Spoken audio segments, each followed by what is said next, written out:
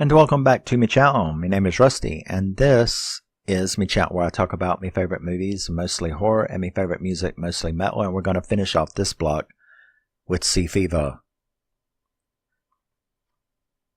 Really great entry into the ocean-based horror, which I love.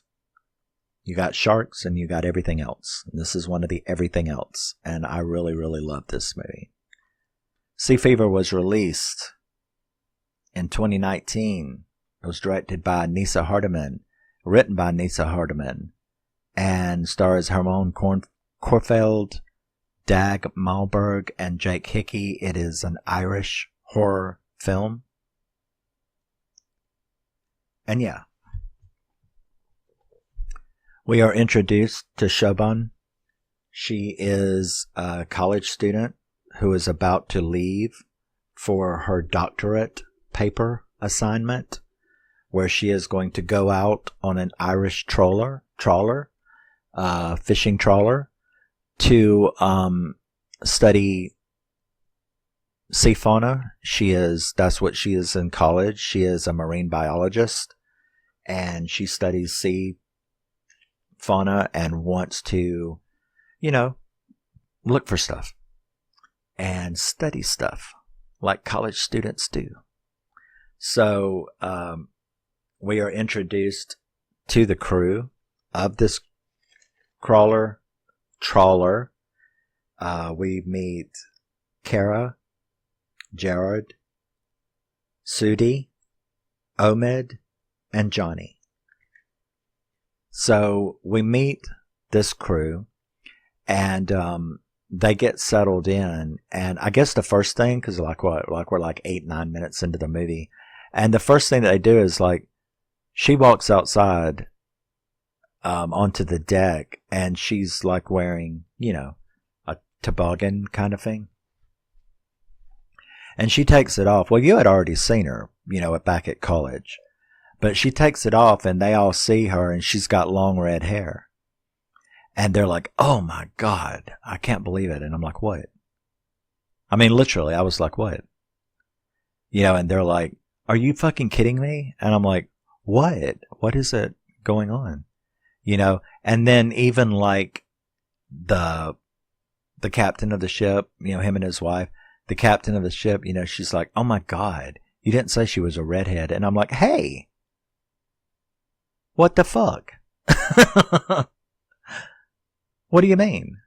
And then they're just like bitching. He's like, how could you bring a redhead on? I know, but I had to bring a red, we needed the money. We're going to lose the boat. So we've already spent her fee, that we charged them to let this college student come on.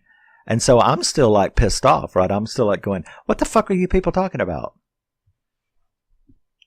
And it's like, well, you don't bring redheads out into their bad luck. And I'm like, you know what? Fuck you. I hope your goddamn boat sinks. Rest right by the Titanic. Fuck off. So I was like freaked out. I'm like, what? I've been to Ireland a fucking 1,000 times.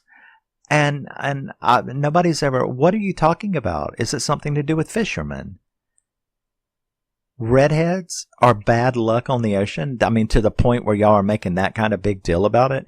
So then she's like, goes into the kitchen, to where they all eat.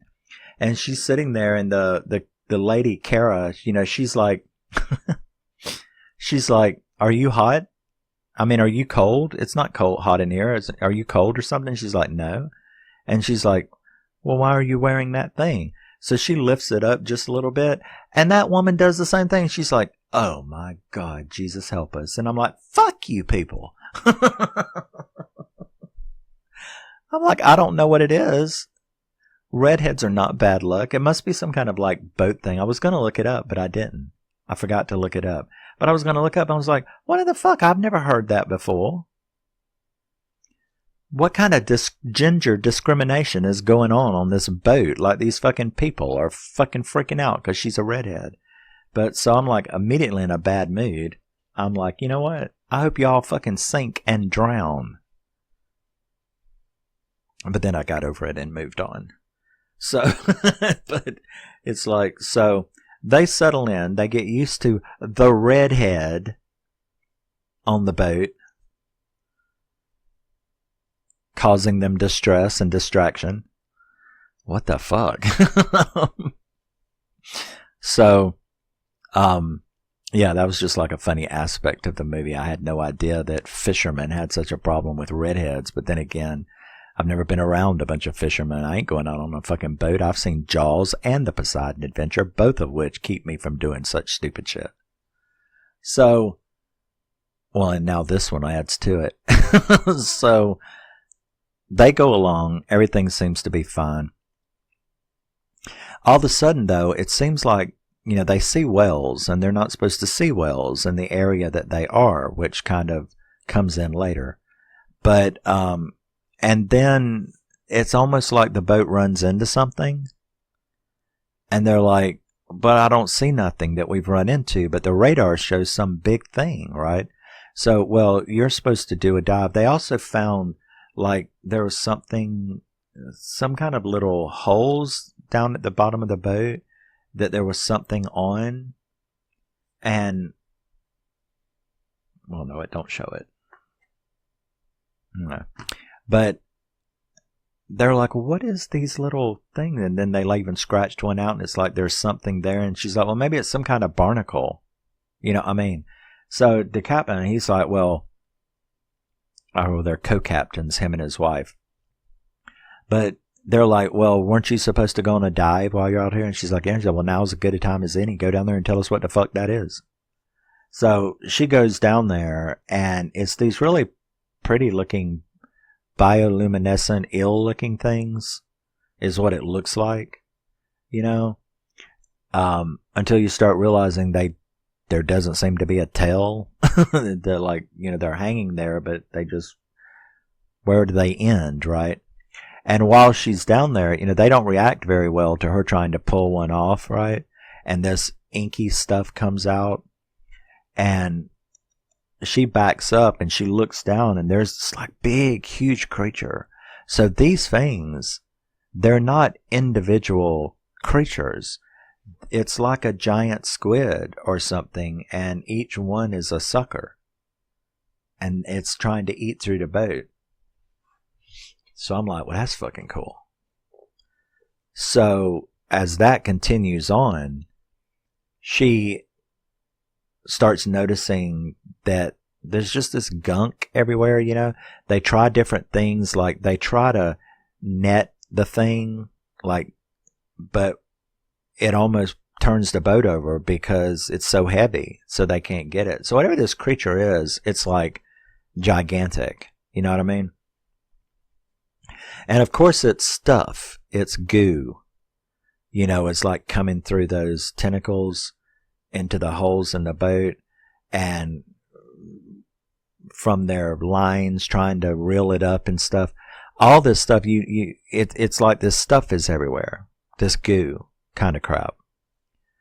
So they're stuck there for a while trying to figure out what the hell this is, what the hell's going on, how are they going to get out of it, why do they have no radio communication, why can't they get a hold of anybody? And then they see another boat. So Shoban and them and Jared and I think Uni, no, and Johnny, they go over to this other boat. And on this boat, they find everybody dead. And their eyes are like gone. And so it's like they killed each other, they killed themselves, they couldn't figure out what, but it was just a bloody, horrible mess. So they didn't want to tell the rest of the people back at the boat, so they went back and said no, they couldn't help us, they got their own problems, obviously. So all of a sudden though, the creature let them go. And they like, okay, we're free. Like, go on. So it's like, well, get the fuck to shore. You know what I'm saying? But he talks her, Jared talks his wife, Freya. Yes, there's people actually named Freya in this day and age. But so he talks Freya into, no, let's not go back in until we have a load of fish, or we're going to lose the boat, right? So they go and they catch a bunch of fish and stuff like that. And that's when, that night, Johnny is the first one to start acting funny. It's the middle of the night, and they're all sitting there, and he's like, I'm going to go for a swim. Well, first of all, they're moving at, a steady pace. They're actually moving. And he's like, he's going to go take a swim.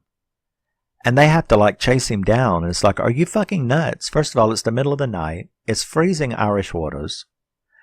And we're moving. So they managed to get him back in there, and they're like, the captain is like, are you on drugs? Did you sneak drugs onto my ship? Are you drunk? You know what? And he's like, no. And then he's like, but he starts not feeling well. And then his eyes start itching. And then she's like, Shobin is like looking in his eyes, and she sees something move in there. And it scares her, and she backs up, and his eyes blow up. And I was like, oh no, that was nasty. But that was good. And then there's all these little wiggly worms in the sink where his eyes blew up, so it like went everywhere. And it goes down the drain. So he, of course, dies from that. Just horrible, horrible death. Now they're all scared shitless. They don't know what's going on. And Shobin is like, they went into the water supply, down the sink and stuff like that. So they go try to check the water supply, and those things are everywhere. I mean, they're in all of their water supply. They're everywhere. And then they notice, it's like, where is Suni at? Sudi at, yeah. And he's like, well, he's in there taking a shower. Well, these things like come out on him and like cut him all up. And so he's damaged. So the shit just gets worse and worse and worse as they try to figure out what this thing is, what these parasites are. And her being a very, very talented scientist is, well, first of all, that creature let us go because it finally realized that we were not what we thought it was. It thought we were a whale, which, an Irish trawler, a humpback whale, they're pretty big. So this creature obviously, thought that the boat was a whale passing overhead. And what it does is that's how it catches whales, and then it puts this toxic stuff in it with its tentacles and its larvae and parasites and stuff until it dies and drags it down. So that's what it had done to the boat, was it had thought it was catching a whale, which is cool, actually. Makes sense. So they start now trying to figure out, how the fuck do we get this shit off the boat? How do we get home? What do we do? So they come up with these different ideas. One of them is that we've got to sterilize the ship. How are you going to sterilize the ship? Well, one way is electricity. So they all put on rubber boots and they fry the whole ship. And that works mostly, but it's still not complete. Kara ends up attacking Shobin. She's gotten infected. Poor Suni, he's not infected, but he's basically bleeding to death because when those parasites fell on him from the shower and cut him up, it's like little razor blades fell on you. You know what I mean? But they're not healing. That's also a defense mechanism of this creature. It doesn't allow the wounds to heal. So this Sudi guy, he's starving. I mean, he's bleeding to death. Meanwhile, they're trying all of these different things, and of course they're heading back to shore. When Shobin is like, you do know that it took about 36 hours to be for Johnny to be consumed by this bacteria that blew his eyes out. Shit. So we're only 30 hours from shore. We can't go on shore until we know that there is no infected person here with these things, or it could cause a plague, you know. So they, of course, don't agree with that. They're like, we want to get to hospital, you know, because, you know, Sudi is going to die of blood loss because the stuff wouldn't stop bleeding. Probably an anticoagulant in the parasites. So they're not able to do that. She decides to sabotage the boat. So she actually drops one of the net chains into the engine, which stops the boat. She admits it too. And is like, I will not let any of us infect the mainland with this. I mean, she is a biologist after all, a marine biologist. So being a scientist, she was not going to allow this to happen, even if it meant their deaths or the death of that boy. And he did die. Sudi did die of blood loss. That was a very sad scene. That's what made Kara attack Chauvin. And that's how it was discovered she was infected.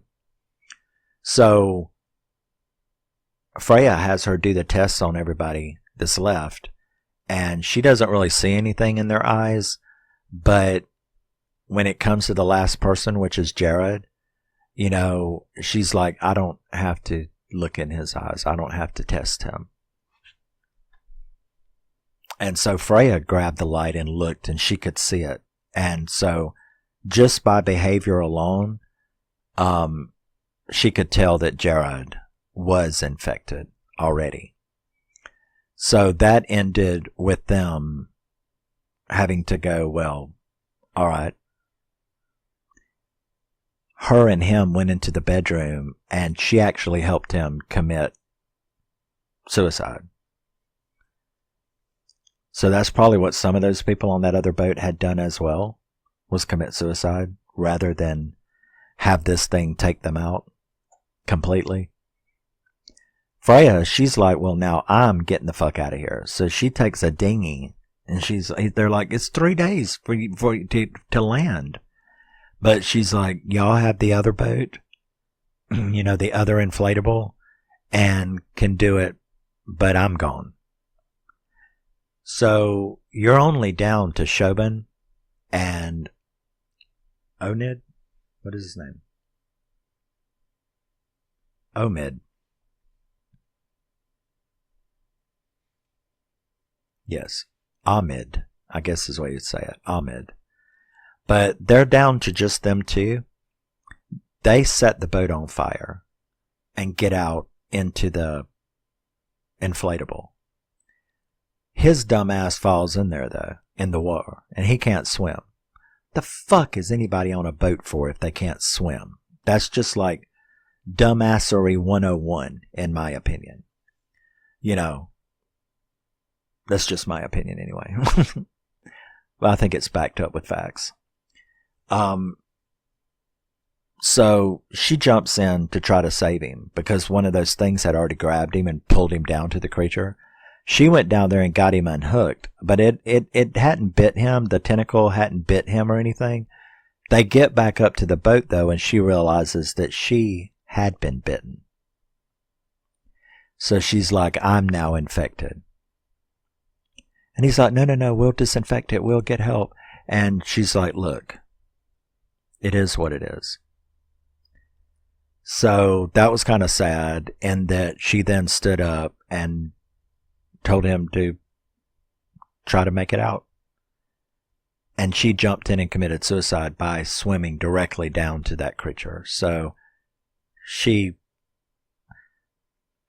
just not the way I would have wanted to go. You know, it's like, I'm going to jump in here and let this thing eat me. But I guess a marine biologist would find that an acceptable way to go. So that ended up leaving no one but Omid left in the thing, at which point he finally saw like lights in the distance, and he's like waving to them, and the Coast Guard had finally came. One of the reasons that Jared had committed suicide was because this was all his fault, because in an effort to try to get more fish, he, without telling anyone, had taken them way off course to a zone that didn't have radio contact. They would have been saved if that had been where they were supposed to be. But instead, the Coast Guard had to look for them elsewhere because he had taken them off course. So he sort of topped himself for both of those reasons. And it ended with the final boy. I guess it's one of those final boy ending movies where Omid is the only one left alive. Now we don't know about Freya. They did not say what happened to Freya. Based on what they told her, you don't have the food. You're 3 days from shore, even if you rowed constantly. So we don't know what happened to Freya. But Omid was rescued by the Coast Guard, and that's how the movie ends. I think it's a fantastic addition to ocean-based horror, creature feature kind of stuff. Very, very good acting from everyone. Very tense little survival mystery, figured this shit out. And the gore was pretty intense. The deaths, especially Johnny, the stuff they found on the other boat. Poor little Sudi getting cut up like razors, and the shower was fucked up. So yeah, it's a great movie. Really loved it. Gave it a 7.5 out of 10. Very, very nice movie. Very fun. Very glad to have it for my ocean horror collection. And so yes, I will see you in the next batch I do. Love you, miss you, bye-bye. Always remember, let me know if you've seen this. And no, there is no CGI in this movie either. Let me know if you've seen this, and I will see you later. Love you, miss you, bye-bye. Always remember, never forget, you're a very, very special person no matter what anyone says to you. Bye-bye.